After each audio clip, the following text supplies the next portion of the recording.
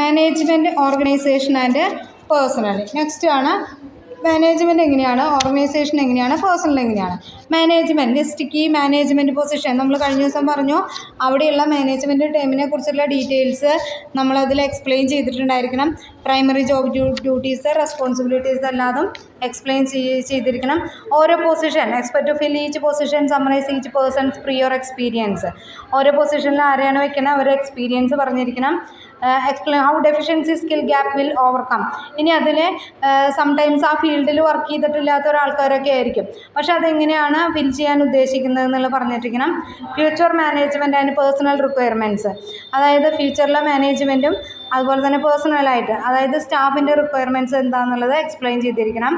Business existing structure of organisation chart, organisation ചാർട്ടിൻ്റെ existing structure explain ചെയ്തിട്ടുണ്ടായിരിക്കണം.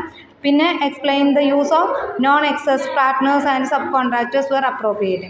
അതായത് മുന്നേയുള്ള non excise ഇതിന് മുന്നേ ഉണ്ടായിരുന്ന ആൾക്കാർ പാർട്ട്നേഴ്സ് അതിൻ്റെ വല്ല ഡീറ്റെയിൽസ് ഉണ്ടെങ്കിൽ അതിനെക്കുറിച്ചിട്ടും ഡീറ്റെയിൽ ആയിട്ട് അവിടെ എക്സ്പ്ലെയിൻ ചെയ്തിട്ടുണ്ടായിരിക്കണം. ഇനി മാർക്കറ്റ് എന്ന് പറയുന്നത് ടാർഗറ്റ് കസ്റ്റമേഴ്സാണ്. ഐഡൻറ്റിഫൈ ആൻഡ് ക്വാണ്ടിഫൈ ഉള്ളത് മാർക്കറ്റ്. അതായത് നമ്മൾ ആർക്കാണ് പ്രൊഡക്റ്റ് സെയിൽ ചെയ്യാൻ ഉദ്ദേശിക്കുന്നത്.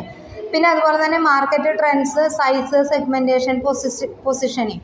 അതായത് നമ്മളെങ്ങനെയാണ് മാർക്കറ്റിൻ്റെ ട്രെൻഡ് എന്താണ്, എത്രമാത്രം മാർക്കറ്റ് നമ്മൾ ക്യാപ്ചർ ചെയ്യാൻ ഉദ്ദേശിക്കുന്നുണ്ട്, പിടിച്ചെടുക്കാൻ ഉദ്ദേശിക്കുന്നുണ്ട്, സെഗ്മെൻറ്റ് ചെയ്യാൻ ഉദ്ദേശിക്കുന്നത്, എങ്ങനെയാണ് സെഗ്മെൻറ്റ് ചെയ്യുന്നത്, നമ്മളെങ്ങനെ അവിടെ പൊസിഷൻ ചെയ്യണു എന്നുള്ള കാര്യങ്ങൾ എക്സ്പ്ലെയിൻ ചെയ്തിട്ടുണ്ടായിരിക്കണം. ആ റിപ്പോർട്ടിൽ അതിനെക്കുറിച്ചുള്ള ഡീറ്റെയിൽസൊക്കെ ഉണ്ടായിരിക്കണം.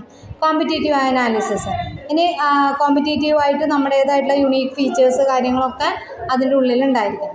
നെക്സ്റ്റ് മാർക്കറ്റിംഗ് എന്ന് പറയുന്നതാണ്. അതിൽ marketing strategy, pricing, promotional plans അതൊക്കെ അതിൽ ഉണ്ടായിരിക്കണം. പിന്നെ ടെസ്റ്റ് മാർക്കറ്റിംഗ്, നമ്മൾ അതെങ്ങനെയാണ് മാർക്കറ്റിൽ ഇൻട്രൊഡ്യൂസ് ചെയ്യാൻ പോകുന്നത് എന്നുള്ളത് അതിലുണ്ടായിരിക്കണം. പിന്നെ വരുന്നത് ഓപ്പറേഷണൽ ഡീറ്റെയിൽസ് ആണ്. നമ്മുടെ പ്രിമൈസസ്, അതേപോലെ തന്നെ material, supplies, equipment, staffing, transport അങ്ങനത്തെ കാര്യങ്ങളൊക്കെ അതിലുണ്ടായിരിക്കണം. ഇൻഷുറൻസ് അതിൻ്റെ ഡീറ്റെയിൽസും കാര്യങ്ങളൊക്കെ എക്സ്പ്ലെയിൻ ചെയ്തിട്ടുണ്ടായിരിക്കണം കേട്ടോ. പിന്നെ ഫിനാൻഷ്യൽ ഓവർവ്യൂ, അതായത് സെയിൽസ്, പ്രോഫിറ്റ്, ക്യാഷ് ഫ്ലോ മോഡലാണ് ഫിനാൻഷ്യൽ ഓവർവ്യൂ എന്ന് പറയുന്നത്.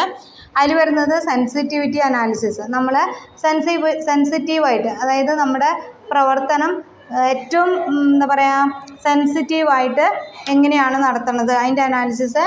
ഫിനാൻഷ്യൽ അതായത് ക്യാഷിൻ്റെ ഡീലിങ്സൊക്കെയാണ് പറയണത് കേട്ടോ. അസംഷൻസ്, ഫണ്ടിങ് റിക്വയർമെൻറ്റ്സ്, നമുക്ക് ആവശ്യമുള്ള ഫണ്ട് അങ്ങനത്തെ കാര്യങ്ങളൊക്കെ അതിൽ എക്സ്പ്ലെയിൻ ചെയ്തിട്ടുണ്ടായിരിക്കണം.